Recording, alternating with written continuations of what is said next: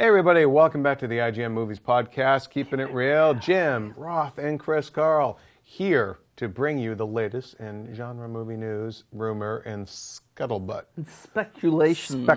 And straight up lies. Sometimes just complete bull. Ours and others. Malarkey, as they said in the other country. Now, let's talk about last weekend where American Sniper remained #1 yet again at the box office. How many weeks is that now? 4? Yeah, it was its fourth weekend, I shouldn't say. It wasn't released before This that. is it. Until it met a man named SpongeBob. Yeah, SpongeBob is expected to topple it this weekend. I love that, by the way. I really, really think that's just That's America so in a nutshell. amazing. It's just kind of like, oh, and then along comes Mr. SquarePants. By the way, have you guys seen, I know you have, because we've talked about it, the poster for SpongeBob SquarePants that takes off on 50 Shades of Grey? Oh, yeah. So Mr. amazing. SquarePants will see you now. And then they have ones of Jurassic World, and I think Terminator is another one. I would rather Terminator talk Genesis. about the SpongeBob abs. Like the fact that SpongeBob now has like abs, where it's like, he had to work He's in out the for Marvel movie. diet. Yeah. There was this awesome artist who a few years ago, maybe like 5-6 years ago, used to put out a yearly calendar called Labs with Abs, and it was basically like all these scientists? like no, like Labrador retrievers with abs, but it was like cartoon drawings. It was the funniest. Oh my God, Labs that's with funny. Abs, check it out. One thing about there are actually two little things I want to talk about last week's box office, last weekend's. Project Almanac opened at 8.3.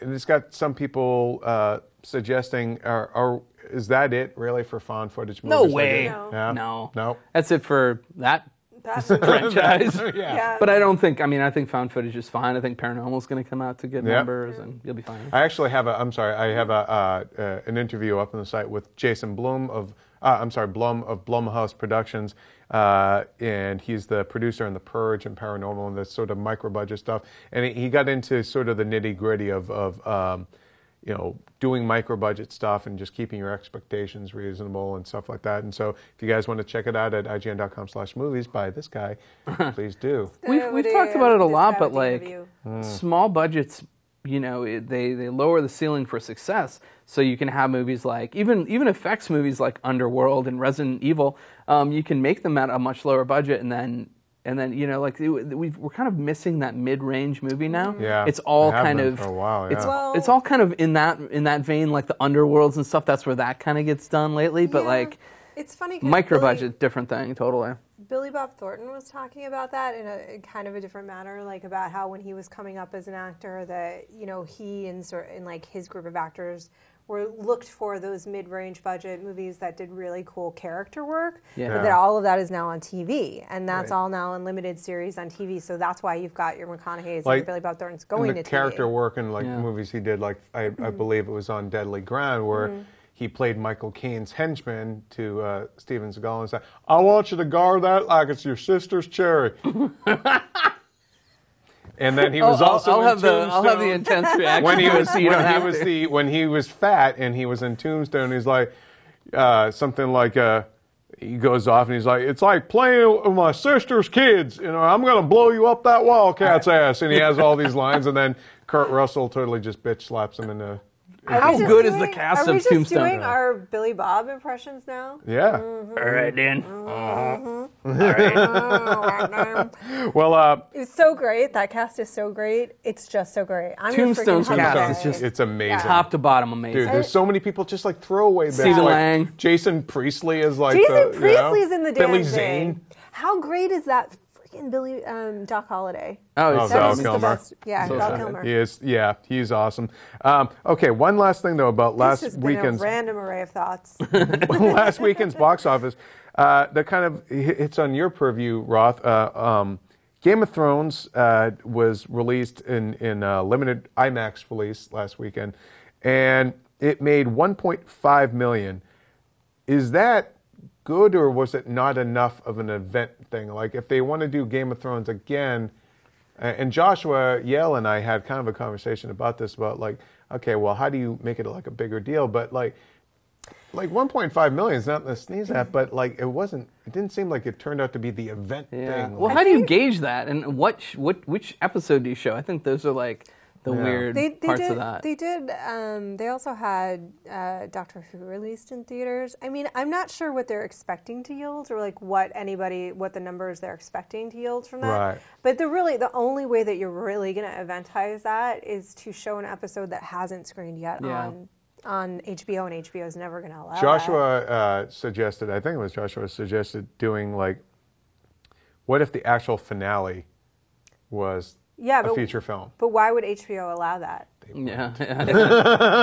but here's an interesting thing, though. Like, what if you made that film available, or not film, but like, what if you made that episode available like midnight before it was going to come on cable in an IMAX format? And make money on both things. And I'm like, no. Yeah, but you make money on both things. Yeah, so there's a lot of people who are not going to motivate to go to the movies, but those who do, you get them at an IMAX ticket price. Yeah, I mean, I guess that's certainly one way to do it. I mean, another way to do it is to create sort of like a ancillary story or episode or like a special event kind of thing that is not tied into the season. And so that what you if can they only did like one see of the in theaters. prequel, like some of his kind of like prequel stories, stuff like that? I don't think I think it would have to be these characters, because the prequel story I think takes place I haven't read it yet, but I think it's 100 years prior, maybe even more.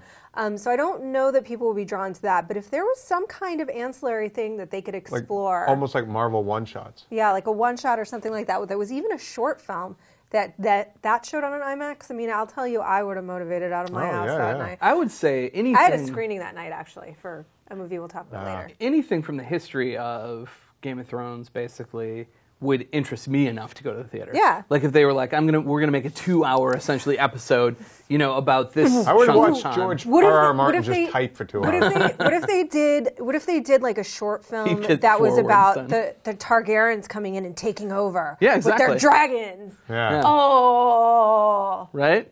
That would make money. That's the appropriate reaction. That would make money. There you go. As a result of her reaction. We're telling Game of Thrones how to make money. Make money. Because apparently they suck at it. But they're doing all right. Yeah. I don't. But the found footage thing, since we got on it off it, I feel like everybody's reaction to something when it doesn't work is like, "That's over now," and it's like it's over until someone does one that's good that people like again. And not only that, there's other things in the pipeline that are already sure bets, like Paranormal.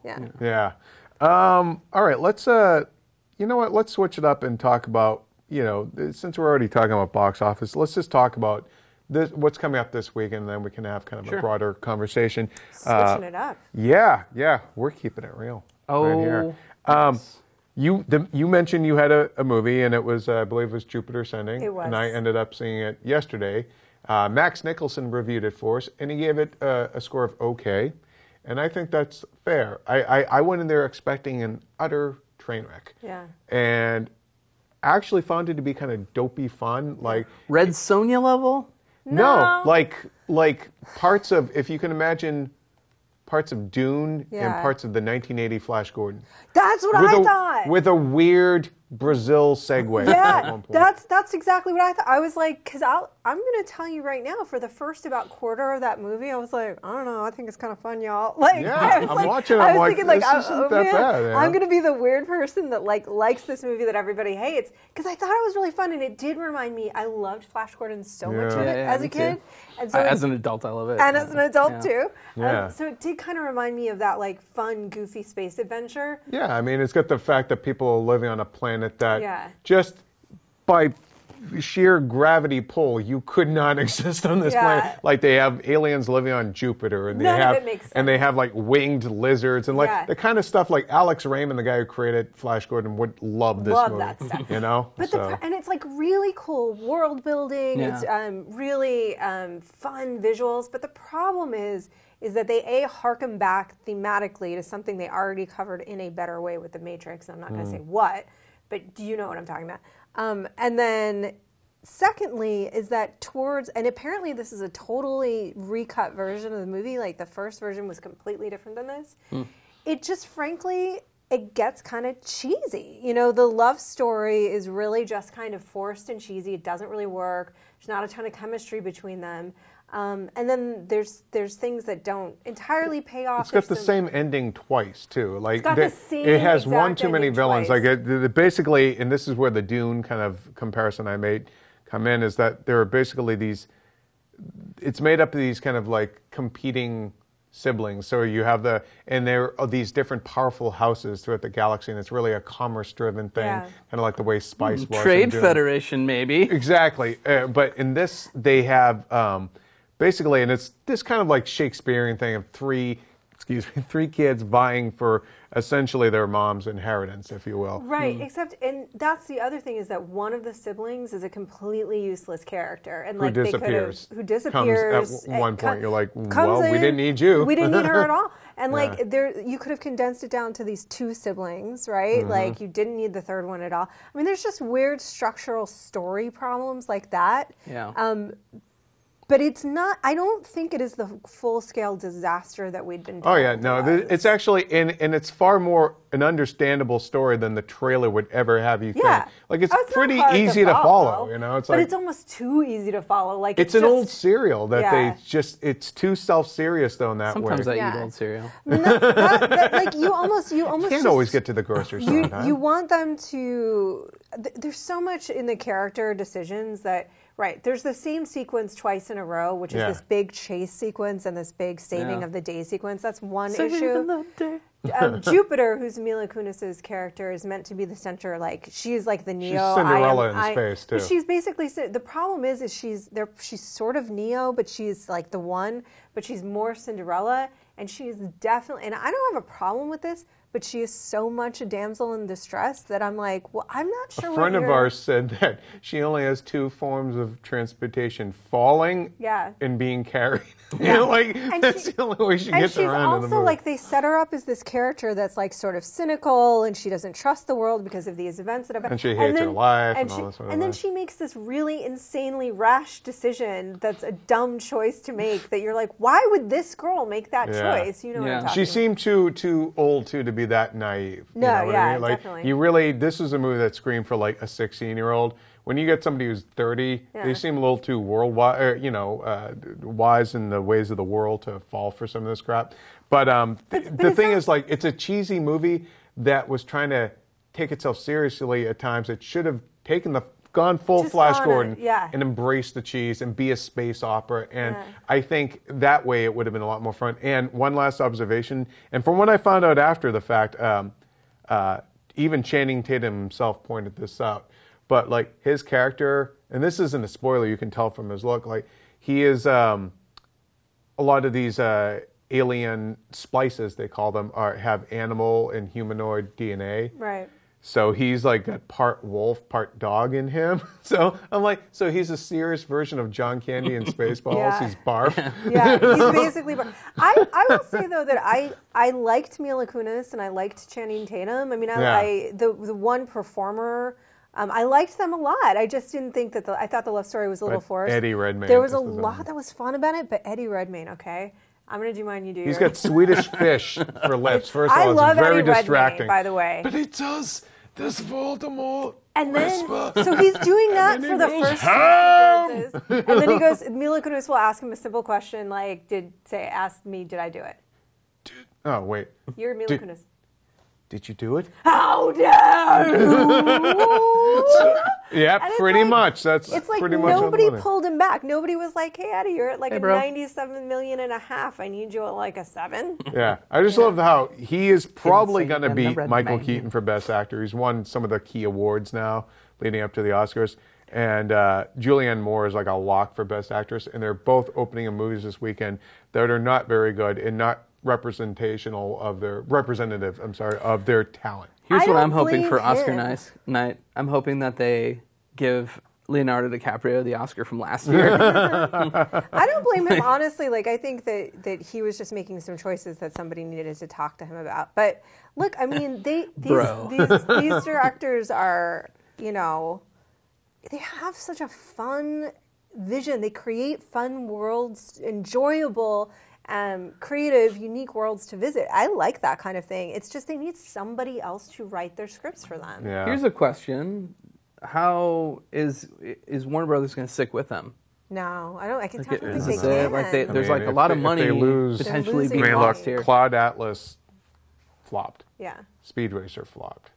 This is probably going to flop. It is not tracking well. Yeah. Yeah, I feel like they're kind of in the Michael Mann movie jail now. I'm with talented Roth. auteurs, but they're kind of self-indulgent, frankly, and they spend too much money.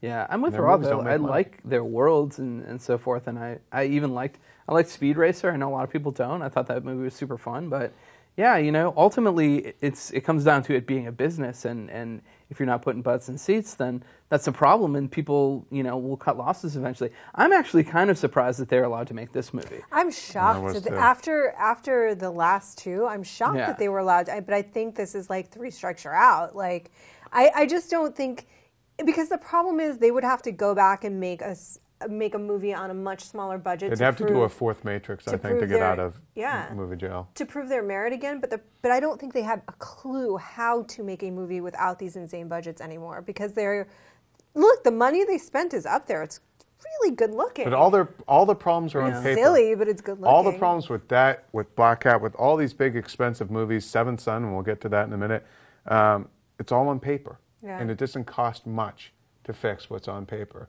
And when that doesn't happen, then, sorry, don't really feel bad when your movie tanks, because you had plenty of chances to fix it before, stockholders' stuff was on the line. I would say Ryan Reynolds made an interesting statement this week, and he was speaking about Deadpool and how it's going to be different than, the previous iteration of Deadpool, and Green Lantern most specifically. He basically was saying, Green Lantern, the actors didn't have a choice on a script. They just went in and read some stuff, didn't know what they were getting into necessarily. I think that's often the case. You kind of can't blame actors for their projects they just want a in gig. that way. You want a cool gig like that. But I think that's the problem with some of the superhero stuff and some of the really big budget stuff, is that, you have what is essentially 20 minutes of the film that says, exciting space chase. That's what's written in that period of time. And so all the connective material has to be so much better to carry that. But the thing that makes Marvel movies so good is that action informs the story. Yeah. It's not there just to be a set piece. It's not a single. The story informs the action. Oh yeah, I'm sorry. Yeah, that's what I meant. Yeah, it's not a single sentence in the script that's and then they fight because we have to put a fight in here. Yeah.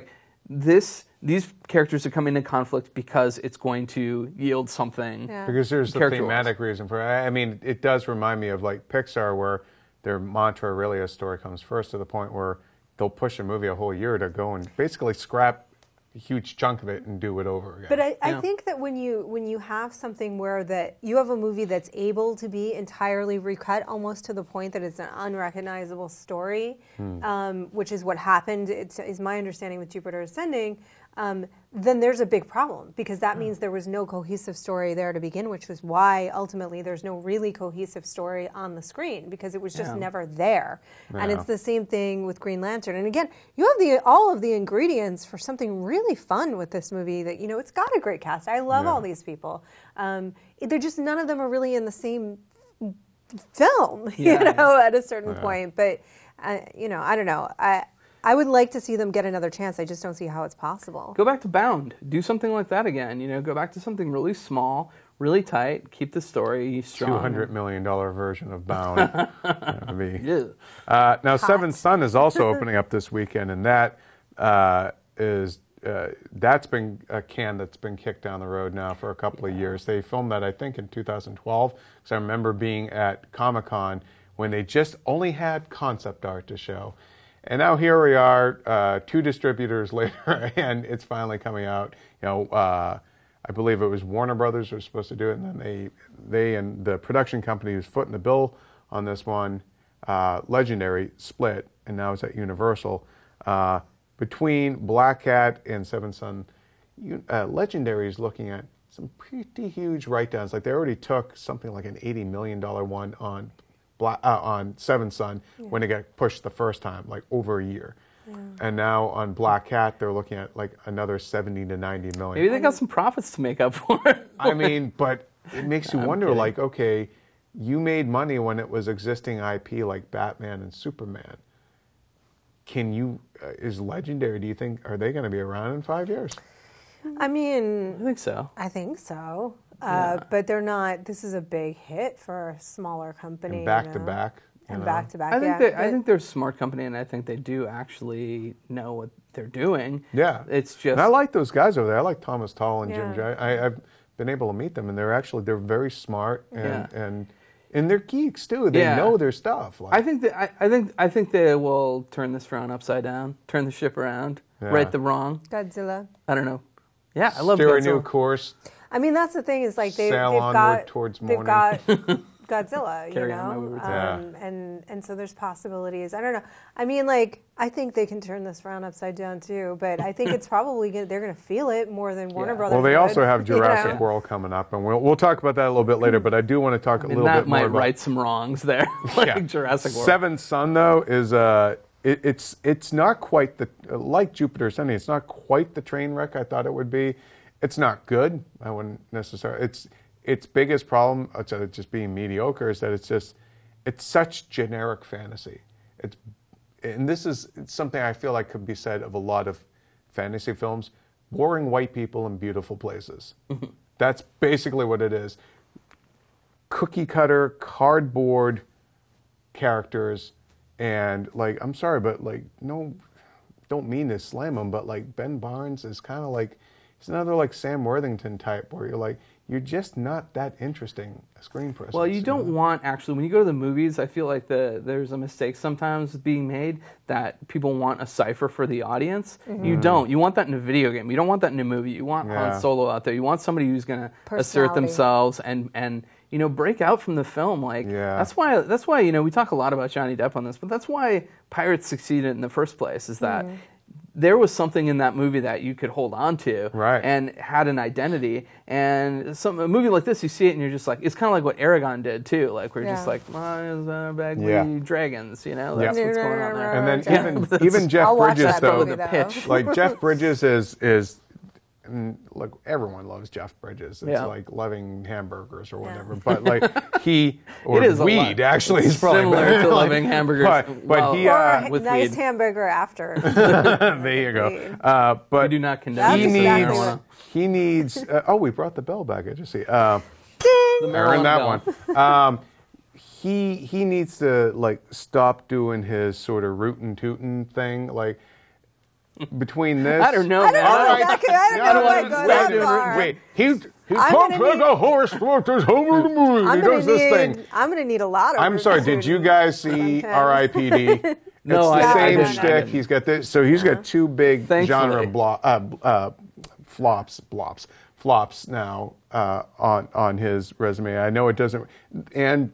Frankly, Tron Legacy didn't really help him much either. But here, sitting in the midst of all of that was True Grit, which will give him like 10 more misses. But it's the same. In my he keeps mind. playing and the Crazy same Heart. characters. Yeah. Crazy Heart. But it's.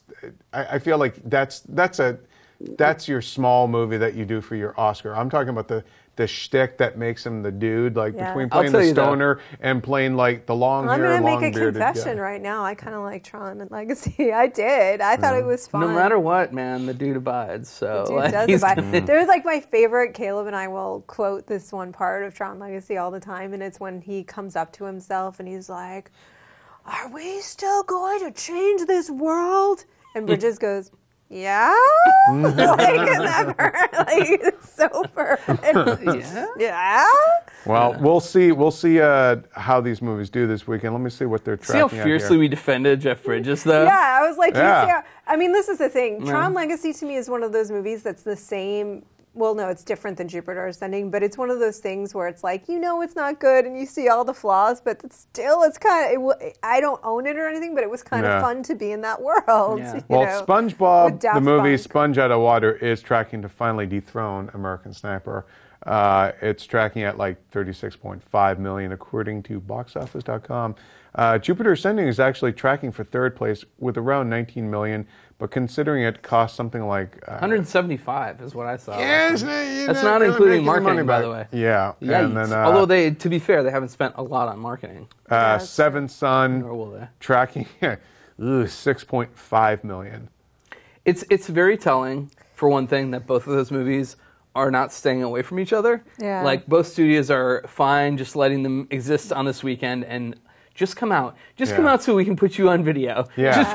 It's like we're getting all our big ones out of the way, all the big turds. We're getting like Black Cat, Mordecai, Jupiter Ascending, Seventh Son. Like, seriously, by the time we roll around to April, it's going to be nothing but gravy, I think. That's how it always goes. Well, kind of, but like for a while, you know, like you had the Cloverfield kind of started a revolution there for a while. Where, even Ghost Rider made money. Yeah, where there was kind of like a nice little uptick in January for a while. January and February movies were getting a little better. It's a little bit dog days again. I'm wondering if September is going to also have some dogs in it. I don't know. I mean, we still have we still have money, sort of the surprise money makers too. Though we're having that this year too with American Sniper. SpongeBob is going to make a ton of money, and I've heard it's like psychotically weird. Yeah. I mean, we've got which makes me want to see it. We've got an exclusive clip on the site. If you go to ign.com/movies, it's like the inside of SpongeBob's mind, and it's seriously like some kind of LSD nightmare, but awesome. You know? It is amazing to me that SpongeBob is still like a thing, like that you could be that weird, that crazy, and still be around this long. You know? He's kind of replaced. I was thinking this the other day. I was kind of replaced Ren and Stimpy in the collective consciousness. You know, kind of stuff. There's that sort of like out there kind of weird, and you know, Adventure Time is kind of in that frame too. But like SpongeBob, it also has nostalgia factor. I think. For the kids of today, Adventure Time is going to be that 10, 15 years from now. But SpongeBob has existed for a while now, and I think do we think like both areas. I mean, this is probably a better question for the channel surfing podcast, but like, it is funny to look back at sort of the legacy of how weird could cartoons get. Like, you know, like Bugs Bunny and Daffy Duck certainly were out there for the 1930s, but then you look at like. You flash forward to like the 60s, you have like Rocky and Bullwinkle, and just sort of that. Or even like the fact that basically Scooby-Doo was like a stoner show. Ralph Bakshi, anything? Yeah. I mean, it 100% was. Yeah. But it's funny because a colleague of ours, Drew McQueenie, it was actually, I saw him the other day and he was talking about how psychotically, that's where I heard it was psychotically weird. Yeah. He brought his kids to see it and he was like, it's so weird because they're getting postmodernism because it's like super self-reflexive and it breaks the fourth wall.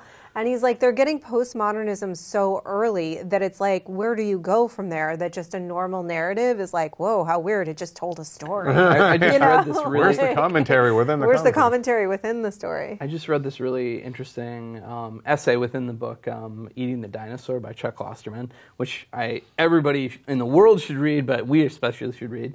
And it was interesting because he was talking about like we live now in a society that is eating a dinosaur. I'm sorry. That is it's a reference to why time machines are essentially useless. Yeah. It's like what do you need a time machine for except to eat a dinosaur? That wasn't. That's what you need it for. Anthony Bourdain will be the world's first time traveler. Then. No reservation. Anyway, so he's basically saying like we live in a world now where. You know, things like laugh tracks have made the experience of media surreal. And so, like, you know, growing up in a media-influenced world, you have a laugh track informing the way that you should interact with other people in some way. He makes a compelling argument, way more compelling than I could make in this short time, but he's basically saying, like, people now in the world, like, react to each other in really media-informed ways. Yeah. And so that sarcasm and sort of subtle lying is the norm for all human interaction. It's like when somebody comes out and they're truly honest about something, you don't believe them. He was making an example about like Weezer and Rivers Cuomo basically being like the most literal person ever to record albums. He's like, no, he's talking about this girl that he wants to be with in Japan and he can't be with her. Yeah. And they're like, oh no, it's a metaphor. It's a metaphor for this. And he's like, no, he's not. And the reason that we think he is because every message in the world now is couched in something else. And so you're right, like this generation coming up, they have to deal with sarcasm and innuendo and sort of like media messages. And people almost make these like weird... And postmodernism. Almost like Family Guy type segues in the way that we speak in shorthand. Yeah. Like even within our own office, Eric Goldman will say some weird reference to something as like a punchline or a callback to something, and we'll get it, but it's almost like you're half expecting there to be a cutaway to an animated vignette. In my mind, there is a cutaway to an animated vignette. I mean, you guys know this. I sometimes answer my phone, Yaddle. And, like, that's a reference to Star Wars female Yoda, you know? And, like, it is, it's like, it's like 16 jokes removed from where that came from. But that's how everybody interacts with each other now. So it's really interesting. You should read the book, Eating the Dinosaur, Chuck Klosterman. And we want to know how you answer the phone, and tell us in the comments below.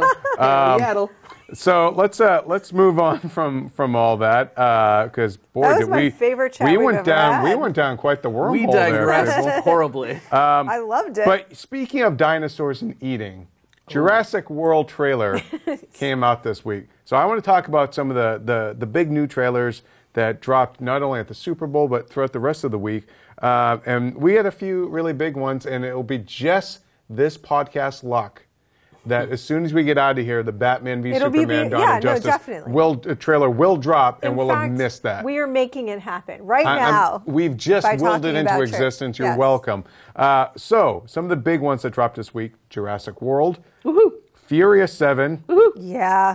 50 Shades of Grey, which didn't really give us seems anything. Boring. I'm But so disappointed. Magic Mike XXL. Yeah. All right, and I'm kind of conflicted on that, I guess. You're excited. Should I like it as much as I do? You should like it which trailer did it for you, people? I'll tell you, I'll start with 50 Shades of Grey, which did nothing for me. And that seems like the worst sex movie ever. Like, it seems like it takes any fun that sex could have been, and well, we all know sex is fun, but like you take that. I hope we do. I mean, I thought it was supposed to be drooling. If by fun you mean crying all the time. No, but I'm saying, like, it just makes it seem soulless and so awful. And like, is that what the book is like? I haven't read it. I thumbed through the book at Costco once. I was like, no, okay, well, until it was over. Talk to Mama because Talk to Mama because that's the name of your new solo podcast. Talk to Mama because and fill in the blank, whatever the topic is. That's actually not a bad idea. Yes, it's funny because some colleagues of ours and I, we did just kind of to be stupid. We did like a book club around 50 Shades of Grey, and just to be stupid, and you really wanted to read it. One of the girls, it's so horrible. It's so poorly written. It's appalling. But one of the girls brought the original Twilight fanfic. Oh, that's so good. And they were like, it was the original thing she wrote. The characters were still called Bella and Edward. They weren't yet. She hadn't changed their names to Christian and Mary Jane, whatever it is. Anna. What's her Anna? Anastasia. It's like, you know, Loopy, whatever her name is. Whatever. And it is it's so weird. It's like, because there's no cussing in it, right? Because it's still got like that weird, the tradition of like the Mormon kind of tradition from Twilight. But she'll be like, holy cripes, that's smart, when he like spanks her, and it's just so weird. I hope they keep the language in the movie. It's like some hardcore scene, and then holy cripes, that's smart. So when you spank, that hurts my bottom when you spank me with a spoon. It's like so bizarre. Wait, and it is, she gets spanked with a spoon? No. Like a ladle? Well, no, she gets spanked. She gets spanked with several things. Soup is hot. There's several things she's spanked with, obviously. I mean, we're talking about BDSM. Let's dig into it. No spoilers. Or spoilers. I don't care. Full spoilers. If you care about spoilers for this, go away forever. So what does she get hit with? I want to know. To the best of my recollection, pardon me. Okay, I want to say two things. First of all, this is not it's so poorly written, and it's definitely not the best female erotic. What did she get spanked with? Wait, there's much better female erotica out there. What is it? Oh my God! I could name you several series. We could talk about that, but we don't want to go down there. She gets spanked with his hand. Obviously, she gets spanked with like one of those whips that has the cat multiple. Of 9 tails. It's not a cat of 9 tails. Cat of 4 tails. It's not a cat of 4 tails. Cat of 6. Oh, forget it. She gets spanked with a whip. Like a whip. A jaguar. I think but she doesn't get spanked all that much because. I mean, do we care about spoilers? No, I just said, if you care about spoilers, she has him pull back from the hardcore nature of the BDSM really quickly. They treat it almost like it's an addiction, where he still kind of has to they have to manage it, but she doesn't want it to be to the point that she's in serious pain. Okay, here's what I say to anybody who wants to go watch this movie. Go watch Secretary instead. Because it's awesome. Secretary is a great movie. And we actually, Jim and I had wanted to do a whole feature about the best kind of sexy sex movies, erotic movies that are actual movies and not porn. out there. This will not be its generation's last tango. I'm pretty sure we're not. You've got things like, I mean, I just wanted it to be like 9.5 weeks. You know how well, like 9.5. Interesting enough, it might be more like that than we think because Kim Basinger and Mickey Rourke hated each other, and there are all these reports, and you can see the videos, like even off camera. It doesn't look like Dakota Johnson and Jamie Dorner, who plays Christian, like each other. And they seem like they have no chemistry, and they really seem like they don't like being around each other. But 9.5 and I think was that's still hot. Yeah, it was still hot. I think Adrian Lyne could have brought something to this project. I mean, that's he the really thing. Like was Mickey Rourke and Kim Basinger didn't it. like each other, but in their case, like happens Hate sometimes, sex. It was like hot hate sex. It was like, get These it. two seem like they don't really want to have. Get it. These two seem like they don't really want to go for coffee together. No, and it's funny because they're it's that same character like Bella was, where she's like all like, oh my God, I want to. All she does is like apologize for existing, and then there's no apologize for existing. There's like no basis for a strong. I don't see. And when I look at that trailer, my biggest fear about the movie was that it was just going to be really boring, and it wasn't going to be. I needed it to either be actually really hot. Or just so ridiculous that it was hilarious, and it just looks boring. It's going to have 20 minutes of sex in it, though, and it's almost an NC-17. Wait, 20 minutes of continuous sex? Or no, just 20 minutes. Like I don't know. 20 minutes, like in total? Yeah, it's a 100-minute running time and 20 minutes of it. Which I'm kind of like, this is content. a sex movie, and only 20 minutes of sex seems kind of small, but... I think that's totally not enough sex. Yeah. That's totally not enough sex for a sex movie. In fact, I think it's not. In fact, I think that we should we should go and look back at some of these other movies and see how much sex per capita.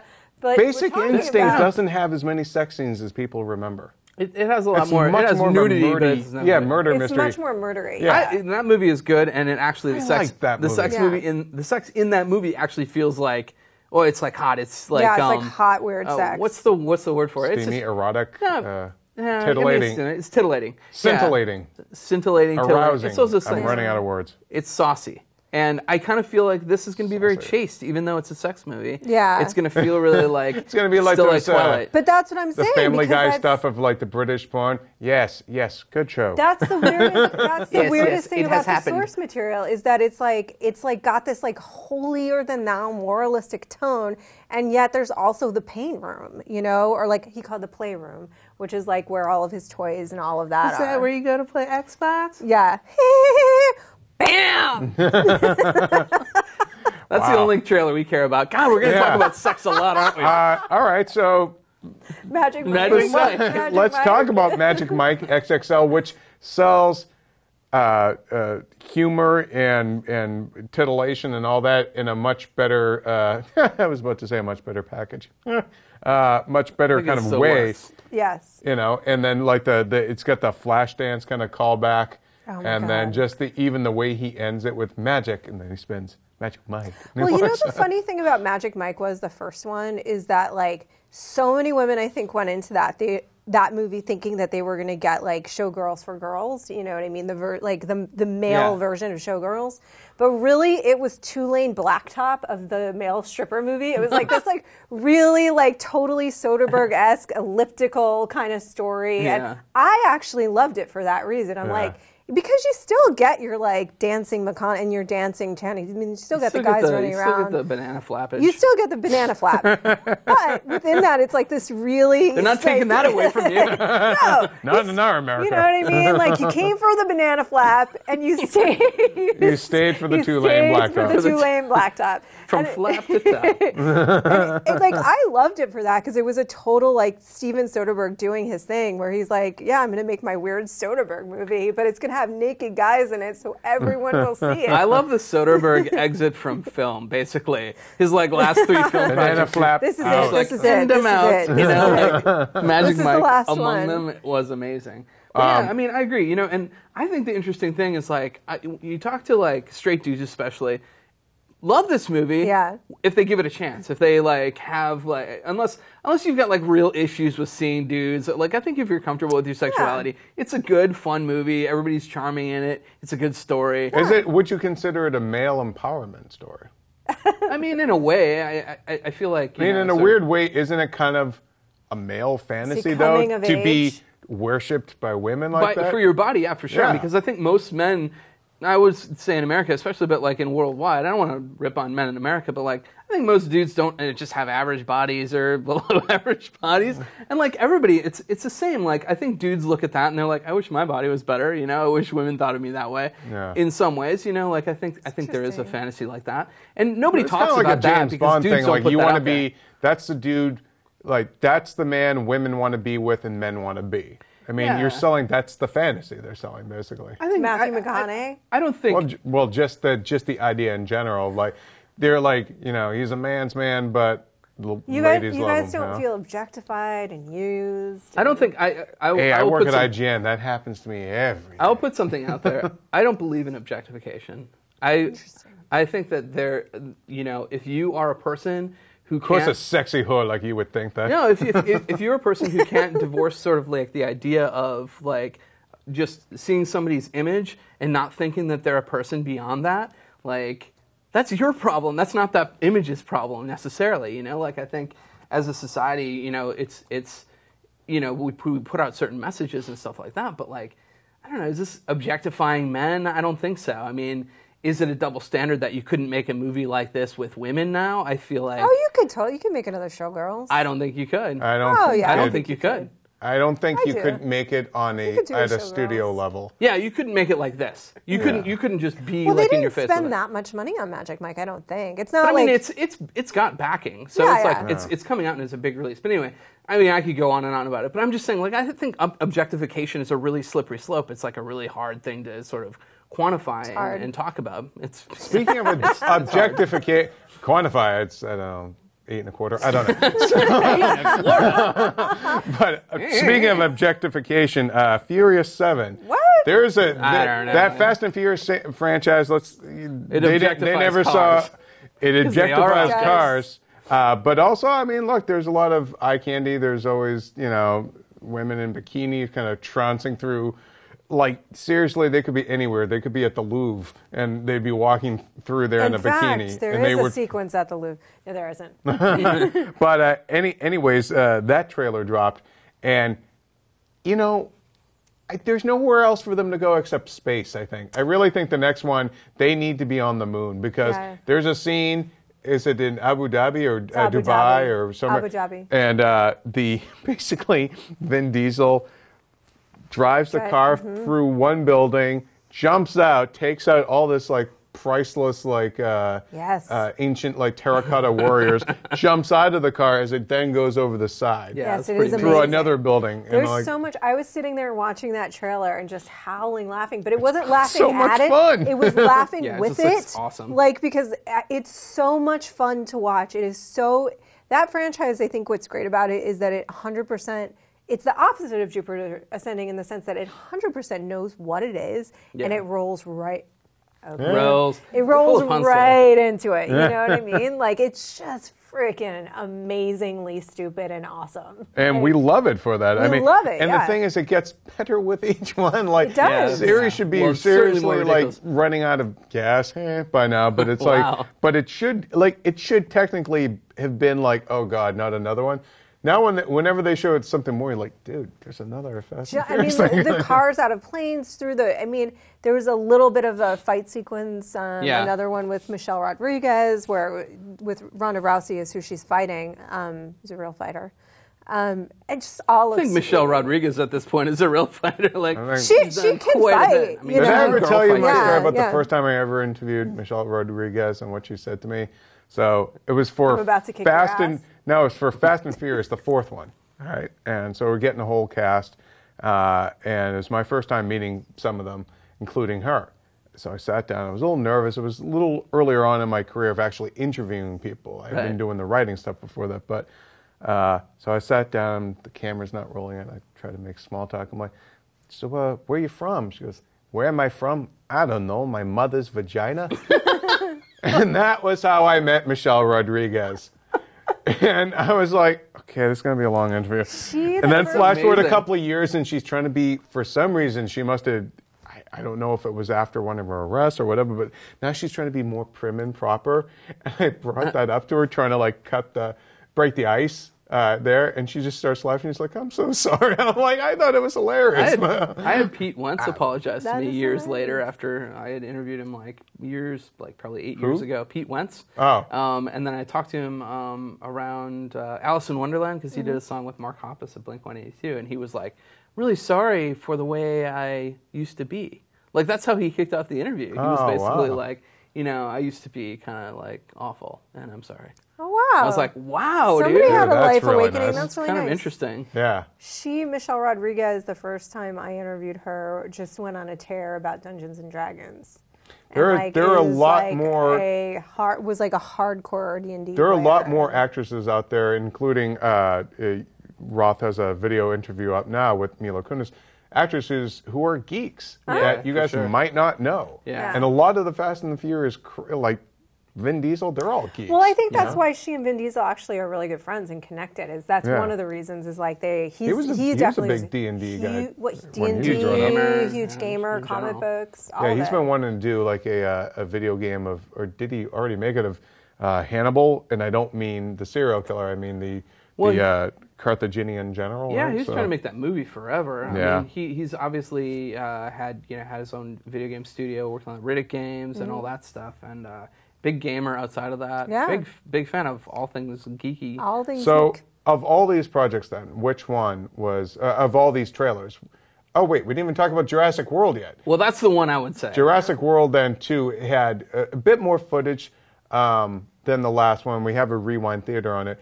But of all these new trailers this week, which one? You like the dinosaur whisperer. I mean, I do. I liked Jurassic World, but it didn't show us much else. I mean, I think of new stuff, I think Magic Mike was the most interesting. Yeah.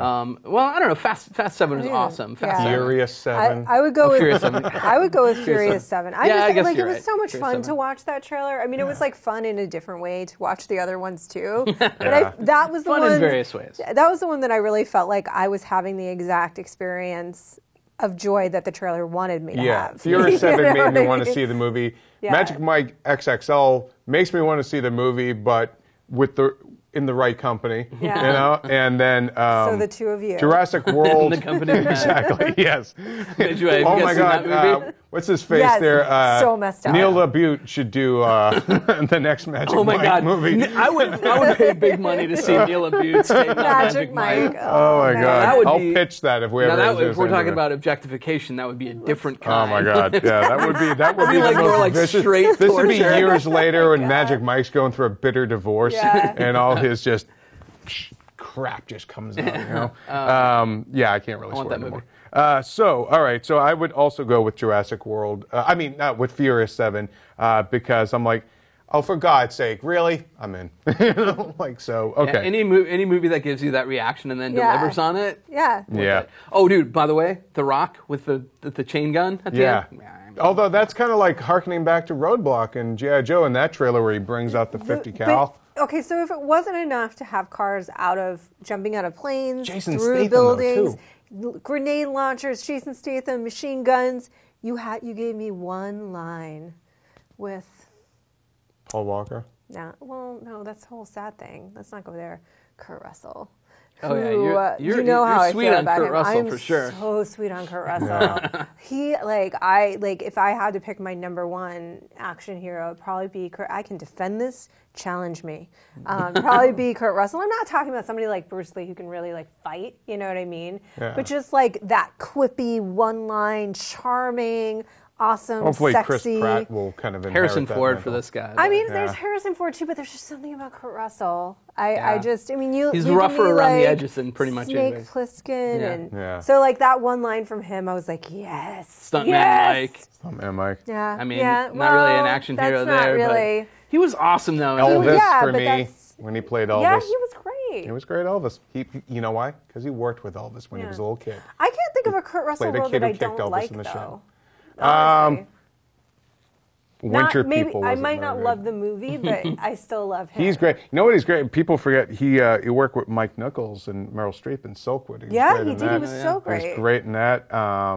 And then he's been in. I mean, he's that guy. He can deliver a cheesy line and sell it like nobody else. Nobody can do it. Overboard. Tombstone. But that's the thing is No, like even if people love that movie. even if you don't, Your voices went up so high. I don't even know if it's even captured. Every dog in the neighborhood just yelped. he met Goldie Hawn when they were doing Swing Shift. Yeah, don't test me. He met Goldie Hawn when they were doing Swing Shift. Actually, that's when they met on that movie. I don't know if you guys remember that. It was like basically the women had taken over the jobs. Didn't Jonathan Demme direct that? Did he? And he was like and wasn't Kurt like a jazz musician or something? Yeah, no, he was. Yeah, he actually. I think he worked with her, and then she became the foreman, and it was like a whole. Anyway, sorry, long story endless. I love Kurt Russell. Yeah. Oh, and The Thing too. The Thing. Yeah, obviously. Let's move on to some Star Wars news that came up this week. The Gareth Edwards directed standalone movie that Chris Weitz, we now know, is going to script, and we talked about that last week. But Felicity Jones, who's in The Theory of Everything, nominated for Best Actress, I believe, and she is. Is it supporting? I think she's nominated for Best Actress. I'm not sure off the top of my head, but the because it's not like I work in movies day to day. But she is, by all accounts, the female lead of this standalone movie. Of course, we don't know much about it, but that has not stopped you guys, the folks at home, to send us reader emails about this. And this one comes from Shane. Oh, I read this one. This is Shane from Texas. Hello, Shane, again. Shane. What do y'all think? Because he's writing from Texas, so he has to say y'all. What do y'all think the odds are that Felicity Jones is going to play Ahsoka Tano from the Clone Wars animated show? And he says, assuming the film will take place around the time or shortly before Episode 4, Felicity is about the same age as Ahsoka would be.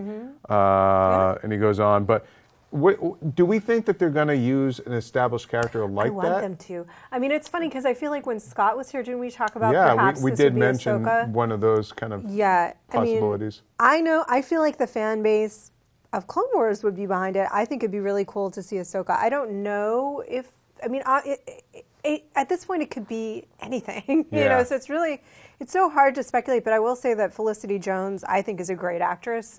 She's another person that I've never seen her in a role that I did not enjoy her Even in Amazing Spider-Man 2? I didn't say, no, I'm saying that I didn't like her. I might not like the film, but I think she's a really good actress. Yeah, I feel like I don't think they'll go that route. I think they'll probably invent. But I could be wrong. I think they're going to invent. Why do you just want to hurt me? I don't want to hurt you. I don't. There was also Aaron Paul was up for that. And that's another part of it. That Aaron Paul and Edgar Ramirez are being looked at for male leads. Okay, Aaron Paul had been rumored before for being young Han Solo. I love Aaron Paul, but he's wrong for that role. Yeah, for sure. Edgar Ramirez, though, I think would be an interesting pick if they're going to go with one of the Fets, because if they're going with Mandalorians, I think he'd be great for that. Yeah, and for sure. He's an intense actor. He was the best thing in Deliver Us from Evil that I reviewed a couple of months ago. He's just a fine actor, and I think he would help ground that movie in sort of if you needed any bit of gritty realism, he could bring that edge. So I'd be stoked to see him in there. In terms of that, you know, like how many different kinds of tones will the spin-offs have? I mean, that is interesting. I'd love it if it explored different levels. Yeah. Could you do a flat out, like, not that Star Wars has ever really been scary, but like a darker kind of like monster-ridden one, or could you do a completely with goofy, like, kid-friendly Gareth one? Edwards. Yeah, I mean, I think eventually it's Disney. I think they might explore that palette. You know, I think they could do something, even Star Wars animated. That could be one of the in-between movies. You could do a total kid-friendly movie. I mean, look, rag on it all you want, rag on it. That's the kids don't say that anymore, do they? No, they probably don't. But like Jedi with the Ewoks. Yeah. I loved Ewoks. I loved Ewoks, when you were a kid, you loved that stuff. Yeah. Now. I had Ewoks. Hey, I bought dogs that look like Ewoks because of that. I always wanted an Ewok-only video game. You stole an actual Ewok. I have an actual Ewok. Warwick Davis has been chained to your radiator. My radiator for years. It's like Misery with Ewoks. Misery. Oh, when you have to break those little paws. Ooh, doesn't that hurt? I just love you so much. That's where the dead Ewok ended up. Yeah, that's right. That's where all the jub went. Don't make fun of that, man. You made it like mockery, but that is the saddest thing that happened to me. It really is. I was like, why do you have to die, Ewok? You know what, though? Their numbers in that. They only lost one. the stormtroopers lost almost all of their numbers. That's true. Ewoks, like the Ewoks, fierce. the Ewoks came out the winners, and that's the end of it. Yeah. I do think it'd be interesting, though, sort of like the Marvel universe. Oh, we're never getting off Ewoks. Like the Marvel, you just look like an Ewok to me right now. Great. Chief Chirpa all up in this chair. That's cool. Start floating. Yeah. You just look like an Ewok to me right now. This is all on camera, people. Just remember that. I'm really hoping that... Remember, he does your review. I'm just saying. The people... I love Ewoks.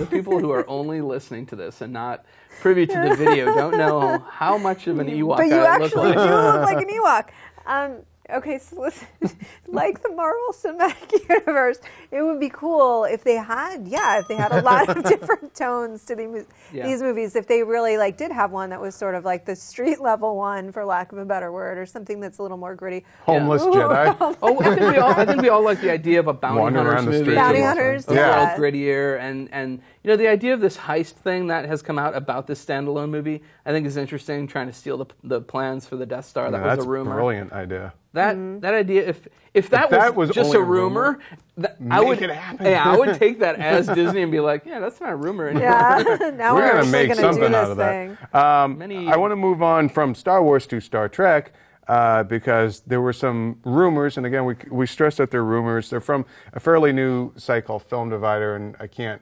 vouch or not, say I don't know these guys. They seem to have come out of nowhere, at least to me.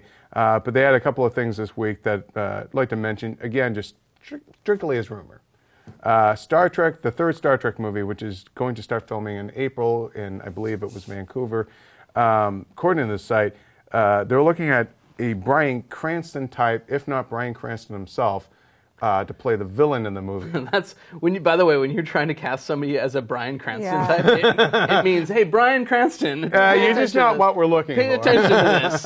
Yeah. As the villain, but more interestingly, that 3 new female characters. Leonard McCoy's Bones, Dr. McCoy's ex-wife, would be the main female character, which would be interesting because it would take it away from Kirk and Spock and finally give McCoy more, because you look back to the old show, that was the Trinity, those 3 guys. Yeah. Now it's Kirk, Spock, and Uhura, and I feel like the Spock-Uhura relationship in that last movie really got hurt. They really didn't do Uhura, I think, any justice in that story. Yeah. But the other 2 characters, one would be a female starship captain who would be sort of a foil for Kirk. I don't know if it would necessarily be a love interest, but it could be an antagonist of some kind. But that they also kind of wanted Bond. Or maybe they did. Kirk's got a lot of his black book has gotten out there. Let's talk about it. Like, Kirk's a little bit of a little bit of a whore. He's a bit of a slut. Yeah, he's a little bit of a slut.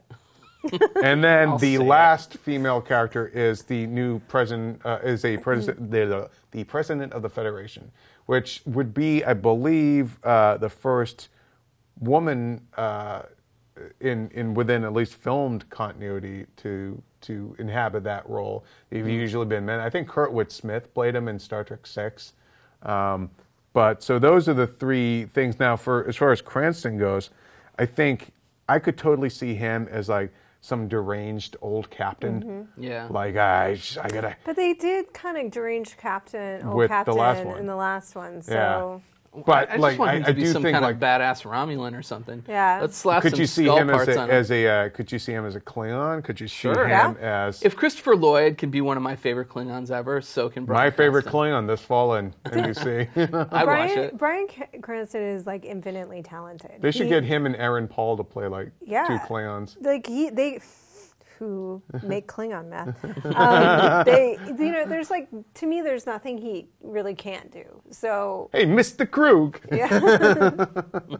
I think it'd be great. So that's this week in Star Trek rumors. Another rumor is from the same site, Film Divider, is about G.I. Joe 3, and this one is interesting. That Tomax and Xehanort, the 2 twins, would be the villains in this movie. But beyond that, one possibility is that another character would be that it would be basically a crossover with Mask, another toy line, from the 80s. And it was, I think his name was Matt Tracker or something like that. Because we can't get a Mask movie on its own made, so might as well cross over with Mask and then spin it out. And since they're not really going to do like the whatchamacalls it, the crossover with the Transformers, you know. Wow. Mm-hmm. We don't know that that's not going to happen. Yeah. But I just think, wouldn't that be kind of interesting though? Like here, I'm going to bring up the report real quick. It's basically the way that if you guys don't know what Mask it was a 1980s toy line and cartoon, and it stood for, hold on, I have it here, bear with me, Mobile Armored Strike Command with a K. Yeah. And basically the character, according to this report, is Matt Tracker, and even though they did do a G.I. Joe figure for this character, so I don't know. What do you guys think? Could this be? Would that work? Yeah, why not? I mean, it's already based on toys. Yeah, anything can work. You know, doesn't mean it will, but I want to say this about anything can work in the right hands. About crossovers. I'm worried. Tell me if you guys are worried or not. If Jump Street and Men in Black is successful, I'm worried that will start a trend of some weird, horrible mashups that don't get the point of the mashup, you know? Yeah. Yeah, but I mean, that's the thing is like, I'm not really worried about any of it, you know? True. At the end It's not of the keeping day, me up at night. you know, Right. at the end of the day, probably, you know, Jump Street and Men in Black could work again in the right hands. It could be a disaster in other hands. This could birth some really beautiful disasters. Yeah, you know, no, like these could birth some so bad they're amazing kind of epics that we will love for years to come. That's true. I want to bring up a couple of other quick news items, and then we can kind of move on from there. We have, let's see. Sorry, I lost my place. Did I mention Rose Byrne was coming back for X-Men Apocalypse? You did No. not. As Moira McTaggart, not Dr. McTaggart, like in the comics, she's a CIA agent. And of course, at the end of First Class, she had her memory kind of wiped of her time with the X-Men. So she is going to play, according to Simon Kinberg, the writer-producer, an important role in the movie. And it, of course, picks up 20 years after the events of First Class. It'll be set in the 80s, and they are looking at, 80s-esque villains and stuff. And then finally, they want to do a live-action Astro Boy movie, which begs the question, hey, the Astro Boy animated movie flopped. I don't get that at all. Why? I just don't even really want it. Yeah, no, neither do I. That one is a bit of a head scratcher. Like, I'm not, like, if it was going to work, I feel like it would have worked as the animated movie, which it did not. Yeah. The Robotech thing I'm kind of interested in. They announced they're working on Robotech, same crew from the 300. gang, the gang from 300. And then I like John that Wick idea. 2 Get is in the also in gang. development. Which? John Wick 2. Yeah, I like that too. We talked a little bit to Lance Reddick about how they could continue on with John Wick in just the hotel. Continue on with John Wick. Well, we've already kind of guessed that SpongeBob will defeat American Sniper this weekend. Sorry we didn't have time for more reader email, but give us your thoughts at keepin-it-real@ign.com. Give us a shout out in the comments and on iTunes. Some props over there. Find us on Twitter at Roth Cornett, at Chris Carl, at Stax, STAXIGN. Don't even bother looking for me if I can't even say it. But in real quick in closing, quick recommendation from each of you of something people should watch, whether it's an indie film, something like that. Here's mine for this week. An old Lee Marvin, Gene Hackman crime movie called Prime Cut. And Gene Hackman plays this, I think he's like a Kansas City mobbed up farmer. And he runs like a sausage factory, and he cuts up bad guys that go to shake him down, turns them into sausage, and sends them back to Chicago. And Lee Marvin plays that movie sounds like the worst. No, it's awesome. Doesn't it sound like the worst? I get it. And Lee Marvin, and I seriously think Gene Hackman's character's name is Mary Sue, something like that. He's got like kind of a girl's name, but love check out that movie if you can. Roth, quick recommendation. You go next because I all right, one of my favorite movies, total movie that comes out of like how you feel coming out of college. This movie, Kicking and Screaming, not the Will Ferrell one. It's written and directed by Noah Baumbach, who went on to collaborate a lot with Wes Anderson later. He co-wrote Zizou and stuff like that. It's awesome. It is super quippy. Super, super fun. It's on Criterion on DVD. I don't know where you can stream it, but you should check it out, Kicking and Screaming. You know what I'm going to recommend is a movie that came out this year with Mike Fassbender called Frank that I don't think a lot of people... Last year, called Frank. What year are we in? What's going on? I don't think it's the best movie in the world, but it's really a fun indie movie. It's like it's kind of about music and fame and what that's all about. Domhnall Gleeson, who's also in Star Wars, is also in this movie. I would check out Frank. Check it out. All right. Kicking and Screaming, Frank, Prime Cut. It's on Netflix. Okay. Guys, as always, thank you for listening, watching. We'll catch you next time.